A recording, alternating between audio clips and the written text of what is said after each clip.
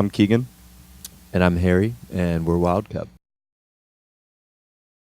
Festival stuff is fun because you spend so much time out on your own, and you kind of get into your weird habit of you're just playing, in different order, but the same songs every night, and you kind of around the same group of people.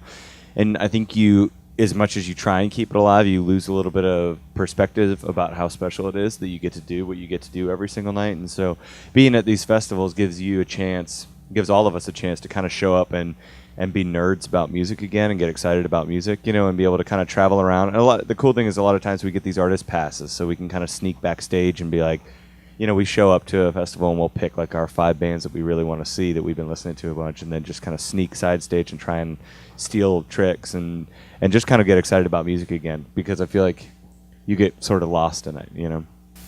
And it's just great getting to spend time with other artists too, because there's like the artist common area where you can just talk to everybody and see what their tour experiences have been, get some stories.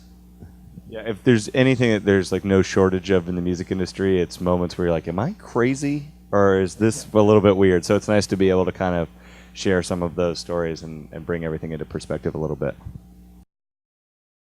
I think it's a similar experience to when you hear your song on the radio. It feels a little bit disembodying. I don't think disembodying is a word, but something similar to that feeling of just being like, that feels a little bit strange. I'm not used to hearing a song I know. Or it almost feels like you're like, I know this song, and then it kind of like clicks into what it is. I mean, I think that in general, it's really cool for us over and over. Like, we get the question a lot of like, how sick are you of playing Thunderclatter? Or just playing these songs in general, because we've been doing it for a year almost now.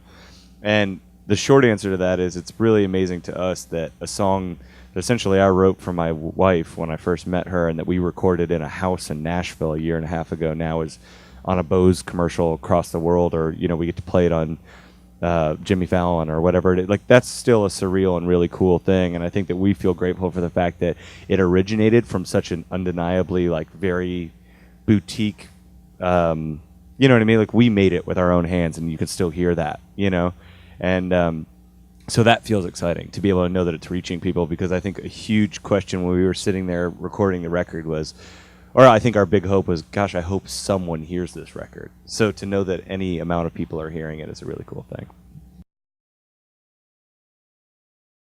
Well, it's just scary. I mean, especially the first one, Jimmy Fallon, was scary, just because it is that thing where no matter how hard you try and kind of go to your peaceful place, as soon as even if like, I think I was like looking at the ground, kind of closing my eyes, having a moment of peace, and just hearing Jimmy Fallon say like, here with their, blah, blah, blah, Wild Cub, that's a very like, there's no way to not kind of get your jimmies rustled when that happens. And so it's a little bit nerve-wracking, but also both of those places are really cool. I mean, it feels a little bit magical, which is a really cool thing. And it's also one of those moments I feel like in our career so far, and just in general, anytime, I'm sure everybody has this with their career, no matter what the career is, you have these moments where you go, well, that's really cool, that will never go away now. Like, we got to do that, and that's like a huge signpost along the way.